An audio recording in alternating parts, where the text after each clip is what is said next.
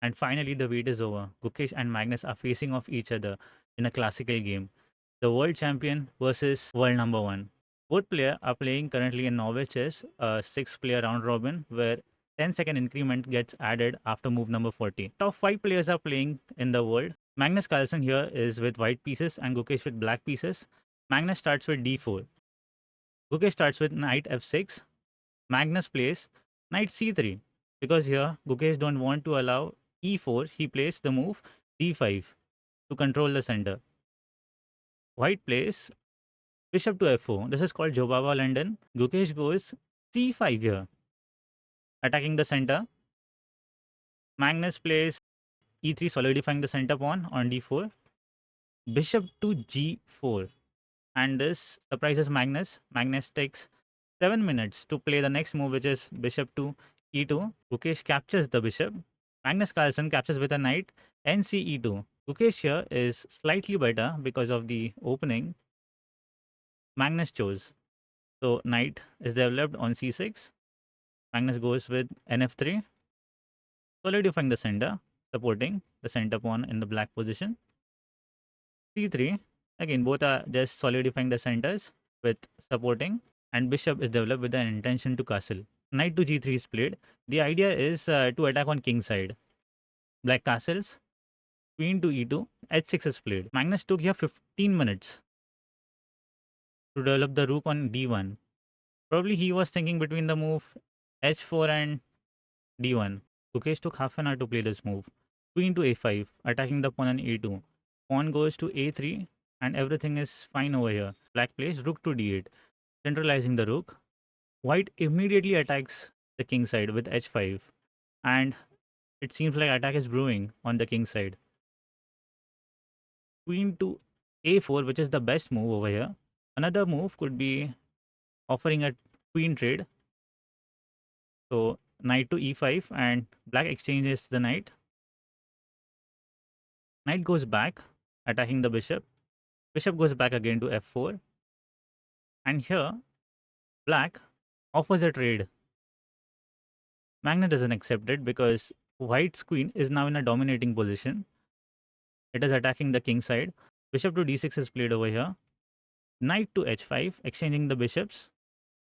And everything is exchanged. Whenever you are under attack, you must exchange everything. That's the thumb rule. Black plays e5, clearing the way to the queen. Magnus goes g3, attacking the pawn and threatening a checkmate. Queen goes to g6, the only move. Exchange of queens. Knight goes back. And now, after pawn exchanges, c4. If you look at this position, black has some weaknesses in its position. Knight to e2, b5 is played, supporting that pawn. Knight to c3. You are double attacking.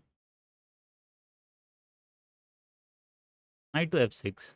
And here you cannot actually grab this pawn, because if you capture rook to b8, knight captures another pawn, but your king is weakened. So rook to b1 is played, so that after grabbing the pawn, rook doesn't capture the b2 pawn. We have f3, just taking more space. a5 by Gukesh, b4, and this is like dream of every beginner player in chess, which is en passant. White captures the b3 pawn and attacks the b5 pawn with two pieces. Black has to push the pawn, there is no other way. And white captures. This is an offer to trade, but Magnus doesn't trade it. It goes on a3, rook to e8 over here. King moves to safety, d2, supporting that pawn. Rook gives a check, king to d3, grabbing the g2 pawn. White grabs a5 pawn, supporting the pawn. g5 and captures. So in this position, white is planning to exchange one of the rooks. h5 and rook gets traded. Here king to h7, it needs a safe square. e4, white have more center squares and Black has outside passed pawn. Black captures, white captures, and now white suddenly have two passed pawns, connected passed pawns at that. Black has to be precise with it. H4, E5, and here comes the moment, a decisive moment in this game, where Gukesh has to choose between rook to G3, pawn push, or knight to D7.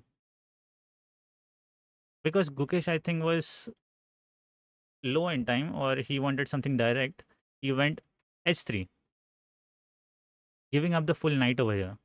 And then both start marching. Gukesh gives a check first and then promotes to a queen. Magnus also promotes to a queen. And this is a turning point.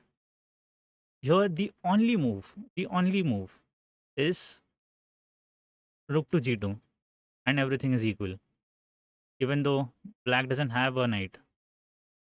But Gukesh plays queen to H6. This loses the game because after certain point, after checks, there are no checks available. Black cannot check white's king. White's king is totally safe over here. So black captures the knight on c3, and suddenly Magnus is winning. Plays h8, but now it doesn't end over here. Magnus needs to be precise with its check. Rook to a6, giving a check. King to f5, queen to f8. King goes back to e4, and here after the move king to d5, black resigned because it was forced mate in 4 moves. And then